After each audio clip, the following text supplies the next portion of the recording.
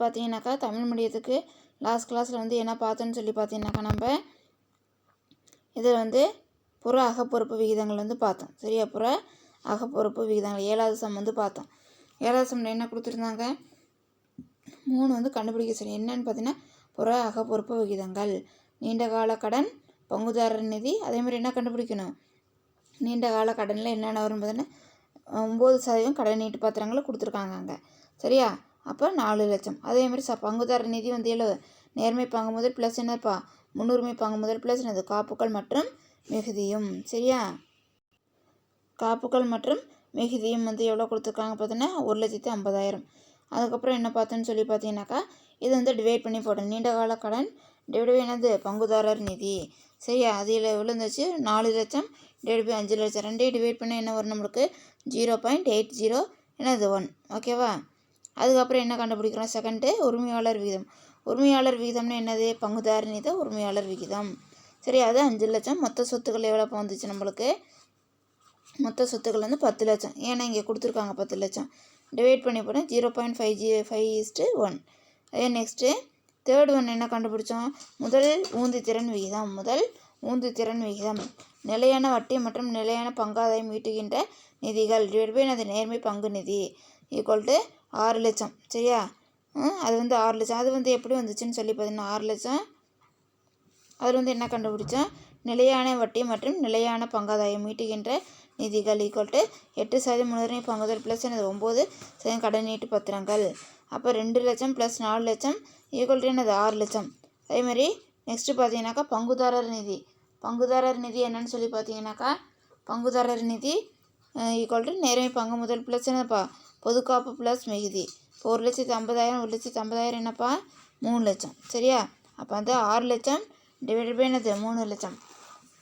ரெண்டையும் டிவைட் பண்ணாக்கா என்ன ஆகுன்னு சொல்லி பார்த்தீங்கன்னாக்கா என்ன வந்து வரும்? 2:1. சரியா? 2:1 வந்து வரும். ஓகேவா? நெக்ஸ்ட்டு பார்த்தீங்கன்னாக்கா என்னன்னு சொல்லிட்டு இப்போ நம்ம வந்து அடுத்து நம்ம சுழற்சி விகிதம் வந்து பார்த்தோம். சரியா? விற்பனை பெற்ற வருவாயையும் அதே மாதிரி அதோட நிறுவனம் வந்து பயன்படுத்தக்கூடிய திறமையை வந்து பொறுத்து என்ன ஆகுது? அதோட திறன் வந்து மாறுது அப்படின்னு சுழற்சி விகிதம் வந்து மாறுதுன்னு சொல்லி பார்த்தோம். அதில் 4 டைப் வந்து பார்த்தோம். சரியா? அதில் என்னென்னு பார்த்தோன்னா சரக்கிருப்பு சுழற்சி விகிதம், சரக்கிருப்பு சுழற்சி விகிதம், கணக்குகள் மூலம் பெற வேண்டியவர்களின் சுழற்சி விகிதம், நெக்ஸ்ட்டு கணக்குகள் மூலம் செலுத்த வேண்டிய சுழற்சி விகிதம், நிலை சொத்துக்கள் சுழற்சி விகிதம். சரியா? அது ஃபார்முலா என்ன பார்த்தோம்? சரக்கிருப்பு சுழற்சி விகிதம் டிவைட் பை என்னது? ஈக்குவல் டு விற்பனை மூலம் பெற்ற வருவாயின் அடக்க விலை. அதேமாரி என்னன்னு சொல்லி பார்த்தீங்கன்னாக்கா இதில் விற்பனை மூலம் பெற்ற வருவாய் டிவைட் பை என்னப்பா? அடக்க விலை. வருவாயின் அடக்க விலை டிவைட் சராசரி சரக்கிருப்பு. விற்பனை மூலம் பெற்ற வருவாய் அடக்க விலை எப்படி கண்டுபிடிக்கணும்? ஈக்குவல் டு இப்போ அடக்க விலை ஈக்குவல் டு கொள்முதல் செய்த சரக்குகள் ப்ளஸ் முடிவெந்த பொருள்களின் சரக்கிருப்பு மாற்றம் ப்ளஸ் நேரடி செலவு. அல்லது என்ன பண்ணணும்? விற்பனை மூலம் பெற்ற வருவாய் ப்ளஸ் என்னது? மொத்த லாபம். சரியா? அந்த இதெல்லாம் கொடுக்கலன்னா டோட்டலாக கொடுத்துட்டாங்கனாக்கா அதை வந்து என்ன பண்ணிக்கணும்? அதை வந்து நம்ம வந்து எடுத்துக்கணும். சரியா? அதே நெக்ஸ்ட்டு பார்த்தீங்கன்னாக்கா என்னன்னு சொல்லிட்டு இதில் என்ன கொடுத்துருக்காங்க? அடுத்த ஃபார்முலா விற்பனை மூலம் பெற்ற வருவாய் என்பது நிகர விற்பனை ஆகும். சரியா? சரக்கிருப்பு மாற்றம் ஈக்குவல் டு தொடக்க சரக்கிருப்பு மைனஸ் இறுதி சரக்கிருப்பு. சரியா? நேரடி செலவுகள் கூலி ப்ளஸ் என்னது? உள்தூக்கு கூலி ப்ளஸ் உள்ளேற்றி செலவு ப்ளஸ் துறைமுக கட்டணம். சரியா? ப்ளஸ் என்னப்பா? உள்நுழை வரி, இறக்குமதி வரி ப்ளஸ் நிலக்கரி எரிவாயு, எரிபொருள் மற்றும் எரிசக்தி. சரியா? இதர நேரடி செலவுகள். அதே மாதிரி பார்த்தீங்கன்னா நெக்ஸ்ட் என்னன்னு சொல்லிட்டு இதில் வந்துட்டு சரக்கிருப்பு மாற்றம் ஈக்குவல் டு தொடக்க சரக்கிருப்பு மைனஸ் என்னப்பா? இறுதி சரக்கிருப்பு. சரியா? அதேமாரி நேரடி செலவுகள் ஈக்குவல் டு கூலி ப்ளஸ் உள்தூக்கு கூலி ப்ளஸ் உள்ளேற்றி செலவு ப்ளஸ் என்னது? துறைமுக கட்டணம் ப்ளஸ் என்னப்பா? அதில் உள்நுழைவு வரி ப்ளஸ் இறக்குமதி வரி ப்ளஸ் நிலக்கரி எரிவாயு எரிபொருள். அதேமாதிரி இதர நேரடி செலவுகள். சரியா? எரிசக்தி இதர நேரடி செலவுகள். சரக்கிருப்பு ஈக்குவல் டு சராசரி சரக்கிருப்பு ஈக்குவல் டு தொடக்க சரக்கிருப்பு ப்ளஸ் என்னது? இறுதி சரக்கிருப்பு டிவைட் பை 2. ஓகேவா? அதேமாதிரி என்ன பார்த்தோம் அடுத்ததுன்னு பார்த்தீங்கன்னாக்கா சரக்கிருப்பு மாற்றுக்காலம் வந்து பார்த்தோம். சரக்கிருப்பு மாற்றுக்காலத்தில் என்ன பண்ணணும்? இதில் வந்து தொடக்க சரக்கிருப்பு வந்து கொடுக்காட்டி இறுதி சரக்கிருப்பை என்ன எடுத்துக்கணும்? நம்ம இறுதி சரக்கிருப்பை நம்ம வந்து அதை வந்து கால்குலேஷனுக்கு வந்து அது மாதிரி பார்த்தீங்கன்னாக்கா நெக்ஸ்ட் என்னன்னு சொல்லிட்டு நம்ம வந்து எடுத்துக்கணும். அதே மாதிரி இதில் என்ன கொடுத்துருக்காங்கன்னா சரக்கிருப்பு மாற்று காலம் நாட்களில் அப்படின்னு கொடுத்துருக்காங்க. சரியா, ஒரு ஆண்டில் உள்ள நாட்கள் சரக்கிருப்பு சுழற்சி விகிதம். சரியா, சுழற்சி விகிதம் சொல்லி கொடுத்துட்டாங்க. இப்போ என்ன பண்ணணும், ஒரு ஆண்டில் உள்ள நாட்கள் வந்து 365 எத்தனை டைம்ஸ் வந்து சுழற்சி விகிதம் எவ்வளோ வருது, மடங்கு வந்து எவ்வளோ வருதுன்னு பார்த்து டிவைட் பண்ணி போட்டுடணும். அதே மாதிரி சரக்கிருப்பு மாற்றுக்காலம் மாதங்களில் ஒரு ஆண்டில் உள்ள மாதங்கள் டிவைட் பை சுழற்சி வீதம் 12 மாதம். அதே மாதிரி 8th சம் எப்படின்னு சொல்லி பார்க்கலாம். அதே மாதிரி பார்த்தீங்கன்னா நெக்ஸ்ட் என்னன்னு சொல்லிட்டு இப்போ என்ன சம் கொடுத்துருக்காங்கன்னு சொல்லி பார்க்கலாம்ப்பா. 8th சம்மு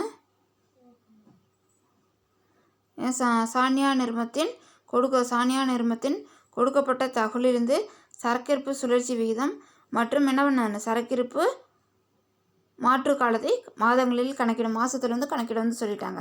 இப்போ நம்மளுக்கு இங்கே என்ன கொடுத்துருக்காங்க, விற்பனை மூலம் பெற்ற வருவாய் 1,90,000.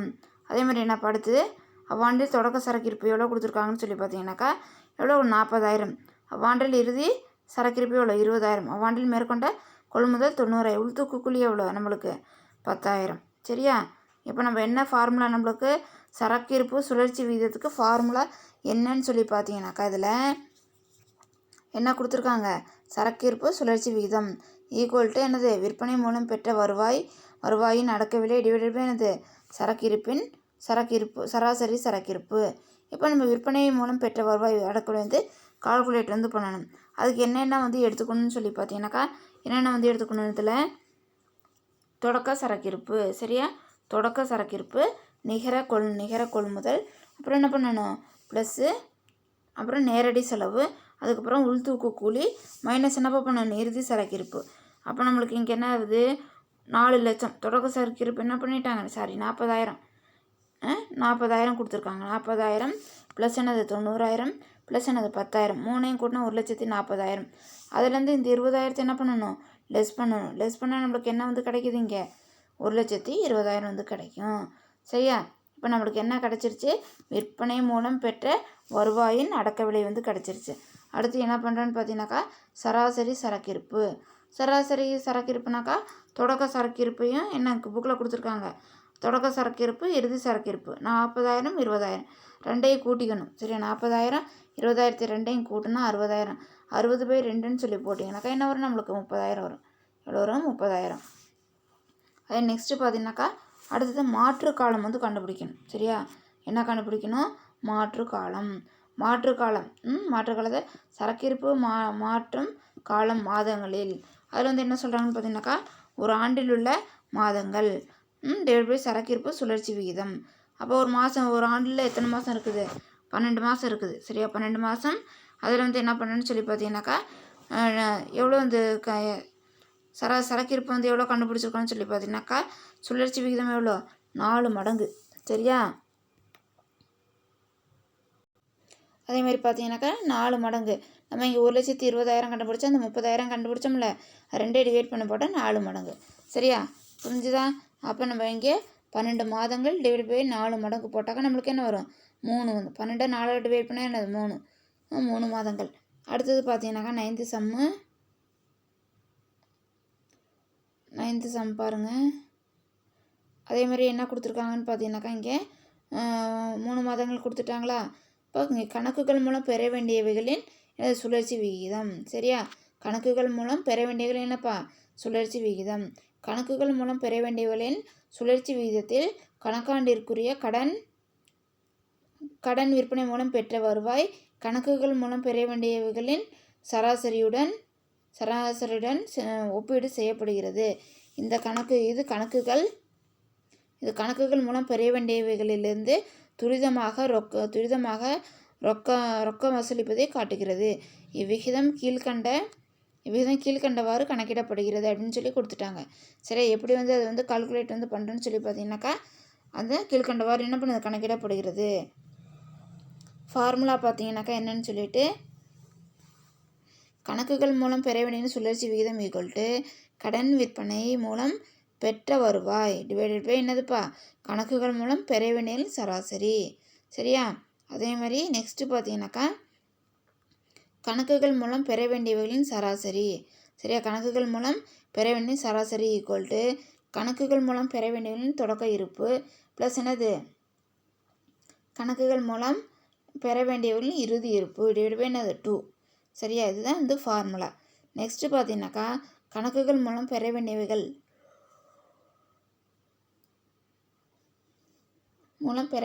ஈக்குவல் டு கடனாளி ப்ளஸ் என்னது பெறுதற்குரிய மாற்றுச்சீட்டுகள். சரியா? பெறுதற்குரிய மாற்றுச்சீட்டுகள். கடன் விற்பனை மூலம் பெற்ற வருவாய் நிகர கடன் விற்பனை. அதே மாதிரி விகிதம் கணக்கிடு எடுத்துக்கொள்ளப்படுகிறது. சரியா? கணக்கிடுவதும் எடுத்துக்கொள்ளப்படுகிறது. கடன் விற்பனை மூலம் பெற்ற வருவாயும் நிகர கடன் விற்பனை. சரியா? இதை வந்து என்ன பண்ணுறோம், விகிதம் வந்து கணக்கிடுறதுக்கு எடுத்துக்கிறாங்க. கணக்குகள் மூலம் பெற வேண்டியவைகள் கடன் விற்பனை. அதே மாதிரி கடன் மூலம் மட்டும்தான் எழுகிறது. சரியா? விகிதம் அதிகமாக இருந்தால் பெற வேண்டியவைகளை வசூலிக்கும் மேலாண்மை செயல்திறன் அதிகமாக இருக்கிறது என்று பொருள். சரியா? அதே மாதிரி மாணவர் குறிப்புன்னு பார்த்தீங்கன்னாக்கா கணக்குகள் மூலம் பெற வேண்டியவைகள். சரியா? கணக்குகள் மூலம் பெற வேண்டியவைகள் தொடக்க இருப்பு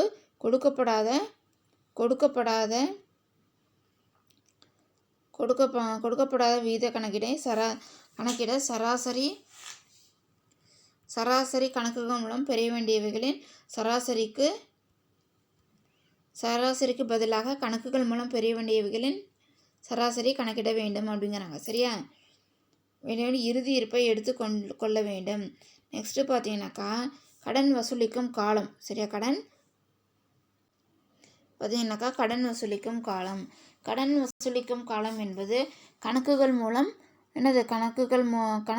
பெற வேண்டியவைகளை வசூலிப்பதற்கு எடுத்து கொள்ளும் சராசரி காலம் ஆகும். கடன் வசூலிக்கும் காலம் குறைவாக இருக்கும்போது கடன் வசூலிக்கும் காலம் வந்து குறைவாக வந்து இருக்கும்போது அதே மாதிரி என்ன ஆகும், வசூலிக்கும் காலம் குறைவாக இருக்கும்போது கணக்குகள் மூலம் பெற வேண்டியவிலிருந்து பணம் வசூலிக்கும் மேலாண்மை செயல்திறன் அதிகமாக இருக்கும். ஆல்ரெடி நம்மளுக்கு தெரியும். சரிவா? அதேமாரி நம்ம வந்து கலெக்ட் பண்ணக்கூடிய அமௌண்ட் வந்து எப்படி இருக்குது, ரொம்ப குறைவாக வந்து இருக்குது. அப்படி இருக்க சுச்சுவேஷனில் அந்த மேலாண்மையோட செயல்திறன் வந்து எப்படி இருக்கும், அதிகமாக வந்து இருக்குங்கிறாங்க. மேலாண்மை செயல்திறன் அதிகமாக இருக்கிறது என்று பொருள். கடன் வசூலிப்பு காலம் கீழ்கண்டவாறு கணக்கிடப்படுகிறது. சரியா? அதேமாதிரி கடன் வசூலிக்கும் காலம் என்ன சொல்லியிருக்காங்க, ஈக்குவல் டு ஒரு ஆண்டில் உள்ள நாட்கள் டிவைட் பை கணக்குகள் மூலம் பெற வேண்டியவைகளின் சுழற்சி. ஓகேவா? நெக்ஸ்ட்டு கடன் வசூலிக்கும் காலம் ஈக்குவல் டு ஒரு ஆண்டில் உள்ள மாதங்கள் டிவைட் பை கணக்குகள் மூலம் பெற வேண்டியவைகளின் என்னது சுழற்சி விகிதம் சொல்லி கொடுத்துருக்காங்க. சரியாப்பா? அதேமாதிரி 9th சம் வந்து கொடுத்துருக்காங்க, என்னன்னு சொல்லி பார்க்கலாம். பார்த்தீங்கன்னாக்கா என்ன கொடுத்துருக்காங்க, இதில் ஹரிணி நிறுவனத்தின் கடன் விற்பனை மூலம் பெற்ற வருவாய் தொகை 9,60,000. சரியா? அந்த கணக்காண்டின் இறுதியில் இதன் வியாபார கடனாளிகள் மற்றும் பெறுதற்குரிய மாற்றுச்சீட்டுகள் தொகை முறையே 1,00,000 மற்றும் 60,000. கணக்குகள் மூலம் பெற வேண்டியவர்களின் சுழற்சி விகிதம் சுழற்சி விகிதம் மற்றும் கடன் வசூலிப்பு காலம் மாதங்களில் கணக்கிடவும். அதேமாதிரி கணக்குகள் மூலம் பெற வேண்டியவரின் சுழற்சி விகிதம் ஈக்குவல் டு கடன் விற்பனை மூலம் பெற்ற வருவாய் டிவைட் பை என்னது கணக்குகள் மூலம் பெற வேண்டியவைகளின் என்னது சராசரி. அதேமாதிரி 9,60,000 டிவைட் பை 9,60,000 டிவைட் பை என்னது 1,60,000. அது எப்படி வந்து வந்துச்சுன்னு சொல்லி பார்த்தீங்கன்னாக்கா கணக்குகள் மூலம் என்ன பண்ணுறாங்க, பெற வேண்டியவைகள் கடனாளி ப்ளஸ் என்னப்பா பெறுதற்குரிய மாற்றுச்சீட்டு ரெண்டையும் நம்ம என்ன பண்ண ஆட் பண்ணாக்கா நம்மளுக்கு என்ன வந்து கிடைக்குது 1,60,000. அங்கே என்ன பண்ணிட்டாங்க, கடன் விற்பனை மூலம் பெற்ற வருவாய் வந்து அங்கே வந்து கொடுத்துட்டாங்க. இப்போ ரெண்டையும் டிவைட் பண்ணி நம்மளுக்கு என்ன கிடைக்கிது, 6 மடங்கு வந்து கிடைக்கிது. சரியா? என்ன வந்து கிடைக்குதுன்னு பார்த்தீங்கன்னாக்கா 6 மடங்கு வந்து கிடைக்கிது. சரி, என்ன கிடைக்கிது, 6 மடங்கு. அதேமாதிரி நெக்ஸ்ட்டு பார்த்தீங்கன்னாக்கா என்னன்னு சொல்லிட்டு இதில் அடுத்து மாணவர் குறிப்பு கொடுத்துருக்கான் பாரு. கணக்குகள் மூலம் பெற வேண்டியவைகளின் தொடக்க இருப்பு கொடுக்கப்படாததால் கணக்குகள் என்ன பண்ணணும், மூலம் பெற வேண்டிய சராசரிக்கு பதிலாக கணக்குகள் மூலம் பெற வேண்டியவைகளின் இறுதி இருப்பு எடுத்துக்கொள்ளப்படும். தொடக்க இருப்பு வந்து கொடுக்கலனாக்கா நம்ம என்ன பண்ணணும், எப்பயும் போல் இறுதி இருப்பை தான் எடுத்துக்கணும். சரியா? அப்போ ஃபார்முலா என்ன, கடன் வசூலிப்பு காலம். சரியா? கடன் வசூலிப்பு காலம்னு சொல்லியிருக்கிறாங்க. கடன் வசூலிப்பு காலம் ஈக்குவல் டு என்னப்பா, இதில் வந்துட்டு மாதங்களில். அப்போ என்ன பண்ணணும், இங்கே ஒரு ஆண்டில் உள்ள மாதங்கள் கணக்குகள் மூலம் பெற வேண்டியவைகள்னு சுழற்சி விகிதம். அப்போ 12 மாதம், ஒரு வருஷத்துக்கு 12 மாதம். 6ங்கிறது என்னன்னு பார்த்தீங்கன்னாக்கா நம்ம கண்டுபிடிச்சது 6 மடங்கு. சரியா? அப்போ 2ஐயும் டிவைட் பண்ணி நம்மளுக்கு என்ன வந்து கிடைக்கும், 2 மடங்கு வந்து கிடைக்கும். 2 மாதங்கள். சரியா? 2 வந்து மாதங்கள் வந்து கிடைக்கும். சரியா? இந்த ஃபார்முலாவை என்ன பண்ணுங்கன்னு சொல்லி பார்த்தீங்கன்னாக்கா மெமரி பண்ணிக்கோங்க. சரியா? மெமரி பண்ணால் மட்டும்தான் என்ன பண்ண முடியும், சம் வந்து கால்குலேட் வந்து பண்ண முடியும். 3 மார்க்கில் 5 மார்க்கில் இது வந்து கம்பல்சரியாக வந்து வரும். அதனால் ஃபார்முலா வந்து மெமரி பண்ணிவிட்டு சம் வந்து போட்டு பாருங்கள். டவுட் இருந்தால் ஃபோன் பண்ணுங்கள். வீக்லி டெஸ்ட் எழுதி சென்ட் பண்ணுங்கள். தேங்க்யூம்மா.